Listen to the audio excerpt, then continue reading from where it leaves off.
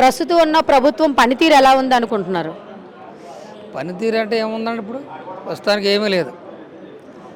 గతంలో అయితే ఏదో ప్రభుత్వం పథకాలు అవి ఇచ్చేది.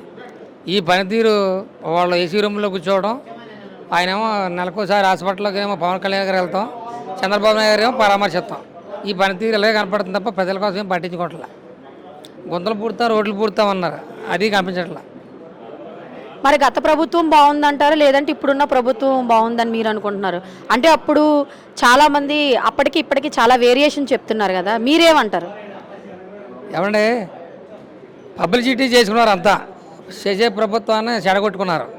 పబ్లిసిటీ చేసి ఆ మాయలో పడిపోయారు జనం. తీరా ఓటేసి బయటకు వచ్చేటప్పటికి మా ఓట్లన్నీ జగన్ ప్రభుత్వానికి వేసాము, తీరా చూస్తే ఆడనెగ్గరేటరా అనుకున్నారు. వేసిన తర్వాత అర్థమైంది జనాలకి, ఈ మాయలో పడిపోయాము. కొంతమంది అటు ఇటు కన్ఫ్యూజ్గా చేశారు, మమ్మల్ని కన్ఫ్యూజ్లో పడి వేసాము. ఇప్పుడు బాధపడుతున్నారు. పథకం ఒక్కడ రావట్లేదు కదా, ఆ గవర్నమెంట్ పథకాలనే లేవు, పథకాలు ఎత్తేసారు, ప్రభుత్వం అయింది ఇది లాస్ట్కి.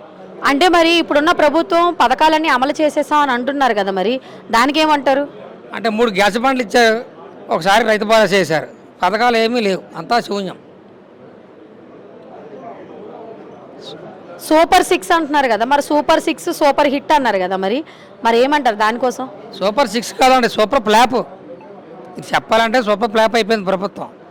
వీళ్ళు ఏసీ రూమ్లో కూర్చోవడమే సరిపోయిందండి, జనం మధ్యలోకి రావట్లేదు, జనంలో లేరు వాళ్ళు. జగన్ అయితే తెల్లారు లేచి వాలంటీర్లు పెట్టి మన ఇంటింటికి పథకాలు తీసుకెళ్ళి అప్పచెప్పారు. అదంతా చేతిలోకి వచ్చి పాడైపోయినాయని చెప్పేసి బాధపడుతున్నారు జనం. Thank you sir.